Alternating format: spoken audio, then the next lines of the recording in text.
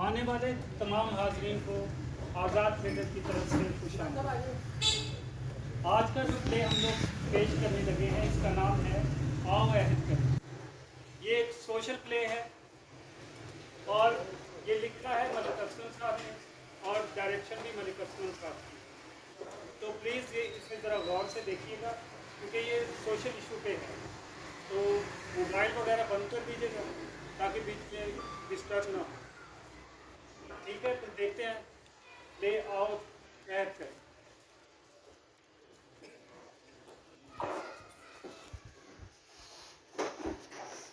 ਅੱਜ ਫੇਰ ਮਸਜਿਦ ਦੇ ਵਿੱਚ ਮਰਿਆ ਹੋਇਆ ਖੰਜ਼ੀਰ ਸੁੱਟਿਆ ਗਿਆ। कितने ही नमाजियों पर खून के छींटे फेंके गए। आखिर हम कब तक बर्दाश्त करेंगे? हम अपनी जान दे सकते हैं लेकिन खुदा के घर की तौहीन बर्दाश्त नहीं। ये हमारे दीनों ईमान की बका है। हम अलहदा मुल्क लेके रहेंगे। हमें अपनी मजहबी आजादी के लिए अलहदा मुल्क चाहिए। लेके रहेंगे पाकिस्तान, बन के रहेगा पाकिस्तान। लेके रहेंगे पाकिस्तान, बन के रहेगा पाकिस्तान। लेके रहेंगे पाकिस्तान, बन के रहेगा पाकिस्तान। लेके रहेंगे पाकिस्तान, बन के रहेगा पाकिस्तान। लेके रहेंगे पाकिस्तान, बन के रहेगा पाकिस्तान। लेके रहेंगे पाकिस्तान, बन के रहेगा पाकिस्तान। हम लाए हैं तूफान से कश्ती निकाल के, इस मुल्क को रखना मेरे बच्चों संभाल के। हम लाए हैं तूफान से कश्ती निकाल के, इस मुल्क को रखना मेरे बच्चों संभाल के।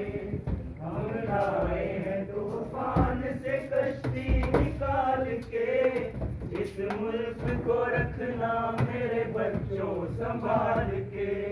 हम लाए हैं तूफान से कश्ती निकाल के, इस मुल्क को रखना मेरे बच्चों संभाल के।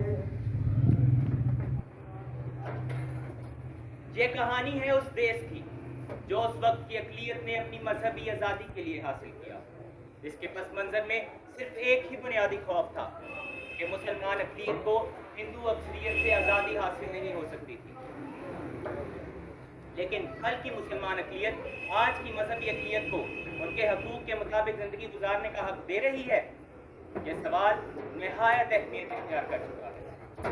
वो चाचा आज चाह मिल जाएगी कि नहीं? लगता है पाए रख लिया चूल्हे पे। तो पाए भी जल्दी पक जाते अगर नीयत ठीक हो तो। बड़े हादसे वाली बात की है। और मस्तो चाय नीयत पे नहीं गैस पे पकती है जो आती ही नहीं है। और चाचा गैस का गिला तो बंदा तब करे जब बिजली और पानी आता हो। ओ भाई आता तो आजकल सांस भी नहीं है। जो मुल्क के हालात हो गए ना बस ऐसे ही हाथा खेड़ा करके इधर उधर देन कर लेते हैं। नहीं तो जो हालात जा रहे हैं एक दूसरे को काट खाएं। बात तो तुम्हारी ठीक है, नज़ाकत है। जितनी बेयकीनी और हदतर्फी हो रही है ना मुआशरे में, एक बंदा दूसरे को बर्दाश्त ही नहीं करता है। खैर छोड़ो, तुम्हारे पुत्र का नतीजा आना था, क्या बना उससे? वो गए पता करने रब खैर करे। और चाचा हमारी औलाद ने क्या कर लेना पढ़ लिख के? हमारे वडेरे मजदूर हम दिहाड़ीदार, उन्होंने पढ़ के कौन सा तीर मार लेना। ना ना ऐसा ना कह, नज़ाकत का पुत्र बड़ा लायक है और मुझे पूरा यकीन है कि वो इस बार अच्छे नंबरों में पास होगा। चाचा मेरा बड़ा दिल है कि वो पढ़ लिख कर ना बड़ा अफसर बने इंशाल्लाह। यार नज़ाकत मेरी गल का बुरा ना मानी, तेरा पुत्र पढ़ के पास हो भी गया ना तो उसको नौकरी शोकरी नहीं मिलनी। ओए मनूसा, कोई अच्छी बात की उम्मीद भी लगा लिया कर। चाचा चंगी बात की तो तब बंदा उम्मीद लगाया जब आगे कुछ नजर आ रहा हो। इस मुल्क के हालात तो हमारे सामने हैं। यहाँ पर हर काम सिफारिश और रिश्वत से होता है। ना तो इसके पास सिफारिश है और ना रिश्वत जोगे पैसे। ऊपर इसका पुत्र है अभी तो मजदूर, उसको कहाँ से नौकरी मिल जानी है? तो मैं तुम्हारी बात का बुरा नहीं मानूंगा क्योंकि जो तुम कह रहे हो सच है और हकीकत भी है। लेकिन एक बात है कि मैंने अपने बेटे की पढ़ाई में अपनी औकात से ज़्यादा खर्च किया है और इसलिए मैं चाहता हूँ कि वो पढ़ लिख कर बड़ा अफसर बन जाए ताकि दुनिया को भी उसका ये ऐब नजर ना आए। और मुझे पूरा यकीन है कि वो इस बार अच्छे नंबरों में पास होकर ये साबित करके दिखाएगा इंशाल्लाह।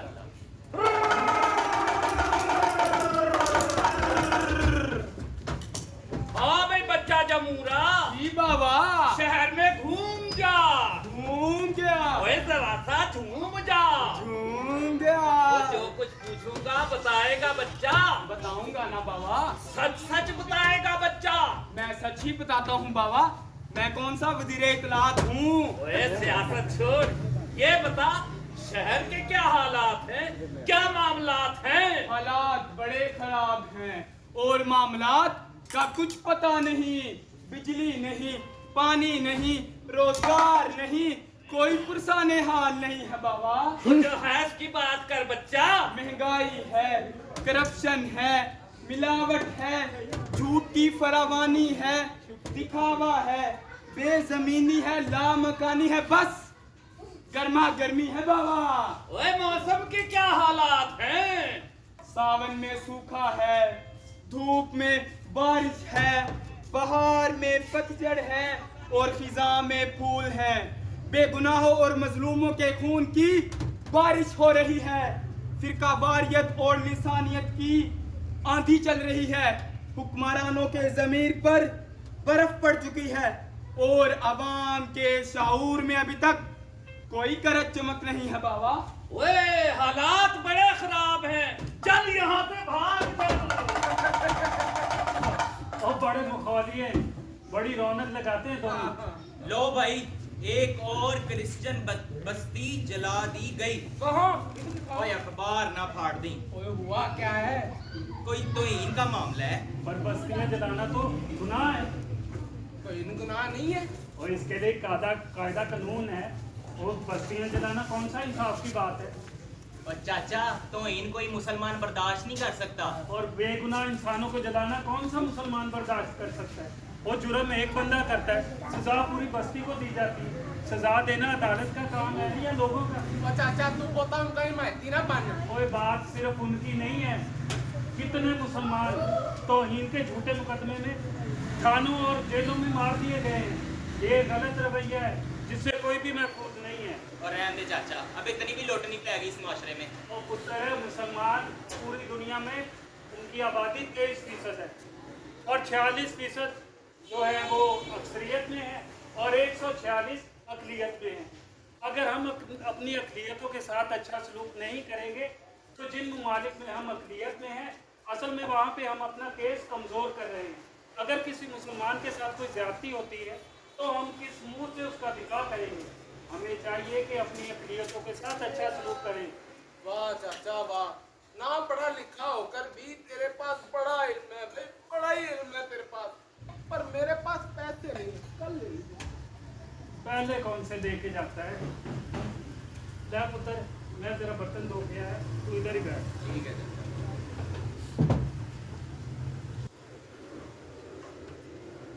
मैं सारा मोहल्ला ढूंढ रही हूँ और तुम यहाँ बैठे हो। खुदा का खौफ करो और सारा दिन फारिग फिरते रहते हो। अब क्यों खैर है? तुझे क्या काम पड़ गया मुझसे? तू किसी काम के काबिल होता तो और क्या चाहिए था मुझे? बकवास ना कर।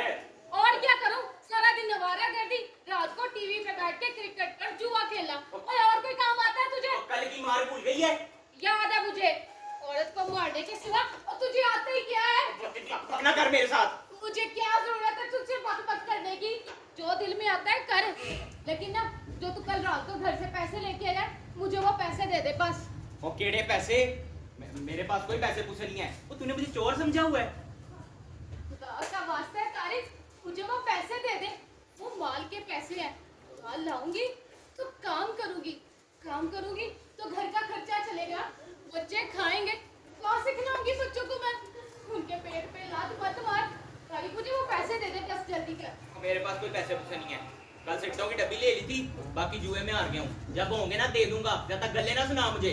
ओए, तेरा बेड़ा कर जाए, मैं मर गई। और मेरे बच्चों की हलाल की कमाई। ओ तो बकवास जुआ में बंद कर बकवास बंद कर।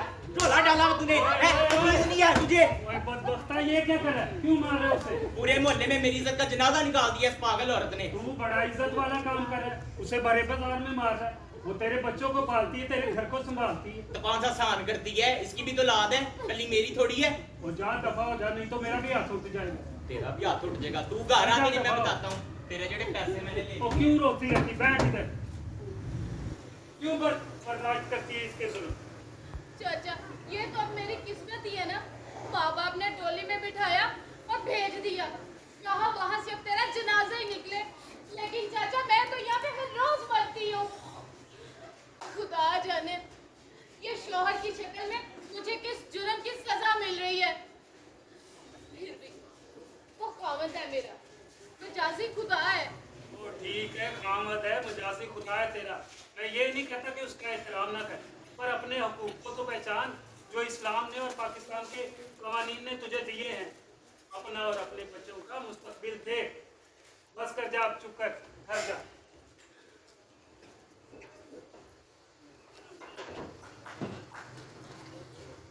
सलाम चाचा। हाँ भाई जोसेफ पुत्र, क्या हाल है? कोई हाल नहीं चाचा, बस दफ्तरों की खाक छानता छानता ना थक गया हूँ। लगता है पुत्र आज भी तुझे नौकरी नहीं मिली। नहीं चाचा। जोसेफ पुत्र, कहीं तू ये तो नहीं सोचता कि तुझे नौकरी ना मिलना तुम्हारा अकलियत होना? पता नहीं चाचा, पर डिग्रियों पर लिखा जोसेफ जावेद कुछ लोगों में तंग तो करता है, लेकिन फिर ये सोचकर चुप हो जाता हूँ। यहाँ तो बहुत से मुसलमान नौजवान भी मायूस चले जाते हैं। वो अकलियतों का 5% कोटा है नौकरियों में। तो कहाँ चाचा, ये बस कागजों पर पॉलिसियों में है। ऐसा कोई इश्तिहार तो छपता नहीं जिसमें अकलियत के कोटे का कोई जिक्र हो। ये तो बड़ी ज्यादती है। वो किसी अफसर से मिल, शोर शराबा डाल और उन्हें कहे अकलियतों के कोटे में से तुझे नौकरी दे। बड़ी कोशिश करता हूँ चाचा, पर कोई सुनता ही नहीं है। लेकिन तुझे इतनी मालूमात कैसे है? इतना पढ़े लिखों को भी नहीं पता। तो पुत्र, यहाँ रंग रंग के लोग आते हैं, उनकी सुनता हूँ। अगर तुम्हारी कोई नहीं सुनता ना तो कानून से मदद ले, कोई कानूनी चारा जो ही कर। कानूनी चारा जो क्या करूँ चाचा, खाने को पैसे नहीं है। दोस्तों से कपड़े मांगकर इंटरव्यू के लिए जाता हूँ, वकीलों की फीस कहाँ से अदा करूँगा? तो पुत्र फिक्र ना कर, अल्लाह सब ठीक कर देगा। तू इधर खड़ा हो, मैं जरा नमाज पढ़ के आता। ठीक है चाचा।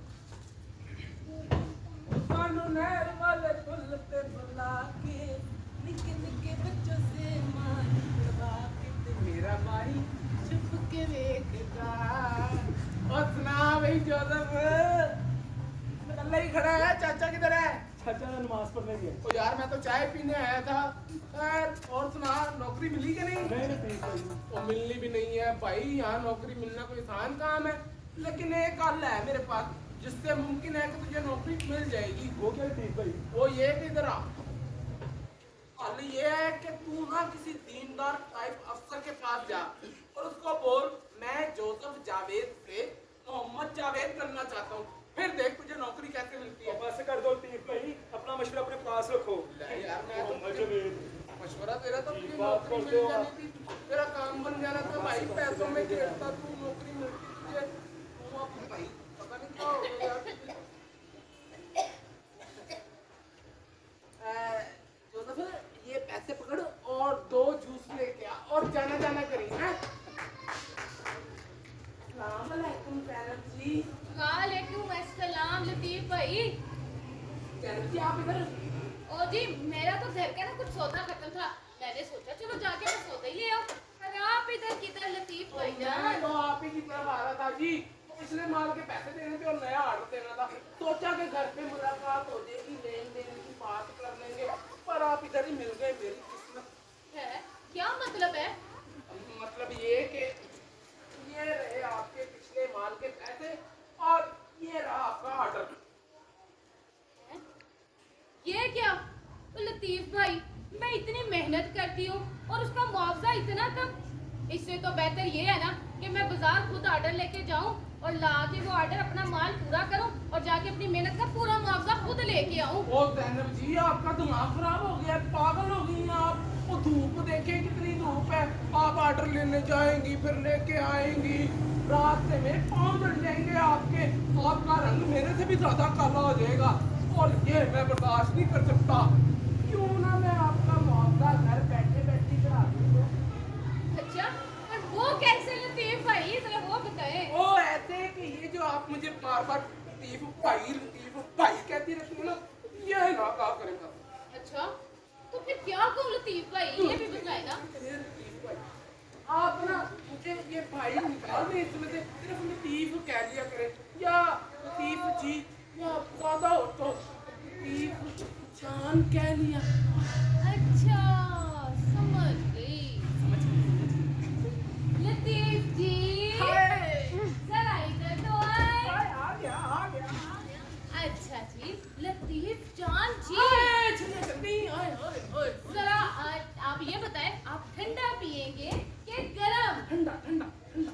लतीफ जी, मैं तो कहती हूँ पहले आप गरम पी लें, ना। बाद में ठंडा ठंडा। ठंडा ही मंगा ले, आपके हाथों में आके गर्म ही हो जाना है। हाँ, मेरा सत्यानाश, खाना खराब, घर की बुड्ढा, मेरे पैर,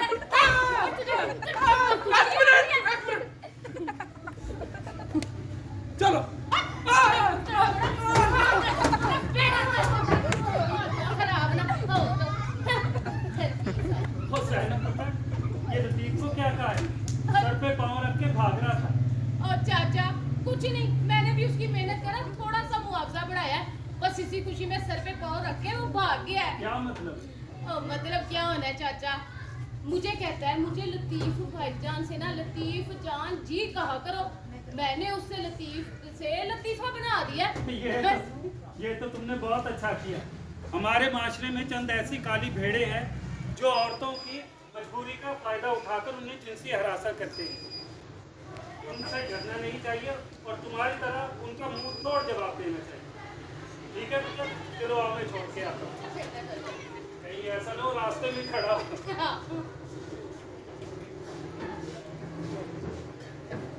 यार ये ठीक कहाँ चले गया? चलो जूस नहीं पी लेते। काम आया। और भाई सुना जोजी, वो क्या हो रहा है? कुछ नहीं यार, बस ऐसे ही। ओ ना भी कुछ नहीं। वो यहाँ जो फाइल इंसान के कंधे पर चलती है ना, वो 4 कंधों पर चले जाने तक भी कंधे पर ही रहती है। वो जोधपुर छोड़ से और मेरी तरह किसी जमात का मिनोरिटी विंग खोल ले, तो यार तेरा कुछ ना कुछ चलता रहेगा। नहीं यार, ये कड़वी गोली है जिसे मैं चला नहीं सकता। ये मिनोरिटी विंग्स और इंटरनेट इलेक्शंस अकलियतों को मेनस्ट्रीम पॉलिटिक्स से दूर रखने का नाम है, और यहाँ तो हमारे रिश्ते सदियों पुराने हैं। ओ भाई भोले बादशाह हो, ऐसा कुछ नहीं होने वाला। मुझे यकीन है ऐसा होगा और जरूर होगा। इस समाज में बड़ी वसत है, इसे जैसा समझा जाता है ये वैसा नहीं है। और इतने धक्के खाने के बाद भी तुम यही समझते हो? भाई ये धक्के तो अक्सर को भी मिल रहे हैं। और ये जो आए दिन हमारे साथ होता है, खौफ के मारे कोई मुंह नहीं खोल सकता। कानून की तलवार हमारे सरों पर लटक रही है और तुम कहते हो कि ये समाज मिसाली है। ये सब कुछ ना अक्सरियत में मौजूद एक छोटी सी अकलियत कर रही है, और हमें ऐसा लगता है कि सारा समाज लट लिए हमारे पीछे खड़ा है, लेकिन ऐसा नहीं है पीटर, समझो इसे। इसे तुम ही समझो जोसेफ, तुम ही समझो। मैं तो अभी इन जली हुई लाशों को फूल नहीं कह सकता, और पहले मुझे तुम्हारी बेकारी पर दुख और अफसोस होता था, लेकिन आज खुशी होती है। और तुम जैसे लोगों का ना यही इलाज है, जो जहर को अमृत समझते हैं। तुम इस समाज को समझने में गलती कर सकते हो, लेकिन मैं नहीं। ये मुल्क सिर्फ अक्सरियत के लिए बना है जोसेफ, तुम क्यों नहीं समझते? और ये समाज जैसा है ना, मैं उसे वैसा ही समझ रहा हूँ। यहाँ अकलियतों का दम घुट रहा है, और यहाँ के लोग ऐसे ड्रैकोला बन चुके हैं जिनके मुंह हमारा लहू लग चुका है। और ये लोग ऐसे सांप हैं जिनका जब दिल चाहता है ये हमें डस लेते क्या हैं। बकवास कर रहे हो हैं? तीनों हमारे मुल्क में रह के हमारे खिलाफ बोल रहे हो। आप गलत समझ रहे हैं, छोड़ दें हमें। नहीं, हम कहाँ पे हैं? कहाँ हैं? छोड़ दो। ओए, ओए, क्या कर रहे हो? छोड़ो इसे, छोड़ो, छोड़ इसे, पीछे हो जाइए। चाचा इसकी जुबान बहुत चलती है। अभी देख पूरा मलाई से यही दफन करेगा, बस बस से एक ऐलान कराऊंगा मैं। ओए ओए, तू कुछ नहीं करेगा, दफा हो जाओ यहाँ से। तू क्या समझता है इनके पीछे कोई नहीं, इनके पीछे हम हैं। हटो चाचा, वरना तुम भी लपेट में आ जाओगे। पीछे हटो, नहीं तो पूरा मोहल्ला यहाँ पे इकट्ठा कर लूंगा। और चाचा इसका अंजाम अच्छा नहीं होगा। और जो तुम लोग कर रहे हो उसका अंजाम भी हम देख चुके हैं। बस कर जाओ, और कितना बदनाम करोगे इस मुल्क को। देखो पुत्र, ये इनका भी मुल्क है, इनको भी जीने का हक है, इनको भी जीने का पूरा हक दो। खौफ खुशहाली खा जाता है, फसलें कहे तो गलती हैं, दरिया सैलाब बन जाते हैं और जमीनें जलजले जन्म देती हैं। ना पुत्र, ना इंसाफी ना करो, ना इंसाफी ना करो। चल तुझे तो देखते हैं। चाचा चाचा चाचा क्या होगा अगर इन्होंने मुझ पे जमीन का झूठा इल्जाम लगाया तो? चाचा वो कुछ नहीं होगा, हम तुम्हारे साथ हैं। चुप है, तो जोसेफ उठकर इसे घर लेके जा। ठीक है चाचा।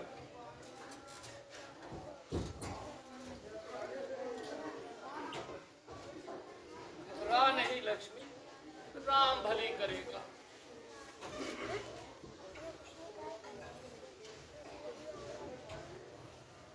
चाय पी पियेंगे? चाचा 2 कप चाय तो बना दे। जी जी।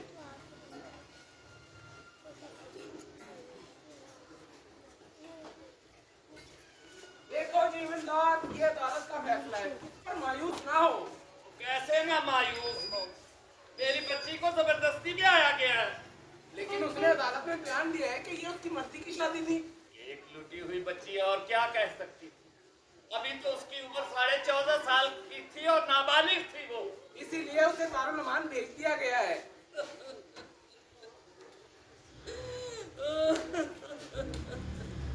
मुझे पता लग गया मेरी बेटी मुझे नहीं मिलेगी, और मैं इसी तरह अदालतों के धक्के खाता रहूंगा। मुझे अफसोस है जीवनदास, लेकिन बस यही मुकद्दर है हमारा, अब हम यहाँ नहीं रहेंगे। ऐसा क्यों कहते हो जीवनदास? ऐसा तो कहीं भी हो सकता है। तुम नहीं जानते, बच्चियां जब घरों से चली जाती हैं तो नींदें हराम हो जाती हैं, और बच्चियों की ख्वाब में भी उनकी चीखें सुनाई देती हैं। मुझे अफसोस है जीवनदास, लेकिन मायूस ना हो, मैं ये केस जरूर जीतूंगा। वकील साहब, हम हार गए, हम हार गए। अब हम इस मुल्क में नहीं रहेंगे। चलो लक्ष्मी, एक खानदान और जाएगा इस मुल्क से। अंदाज कहाँ जा रहे हैं? ये तुम्हारा अपना मुल्क है, तुम्हारे पुरखों की जमीन है, इसकी जड़ों से निकल कर कहाँ जाओगे? हम तुम्हारा मुकदमा लड़ेंगे, हम तुम्हारे साथ हैं। आओ हम सब मिलकर इस माशरती नाइंसाफी के खिलाफ उठ खड़े हों कि अब कोई जीवनदास मजहब की बुनियाद पर यह मुल्क छोड़ने पर मजबूर ना होगा। किसी जोसेफ को अकलियती बुनियाद पर उसके हक से महरूम नहीं रखा जाएगा। कोई पीटर तौहीन के झूठे मुकदमे में नहीं फंसेगा। किसी ज़ैनब को जिनसी हरासा नहीं किया जाएगा। आओ हम सब मिलकर अहद करें। आओ अहद करें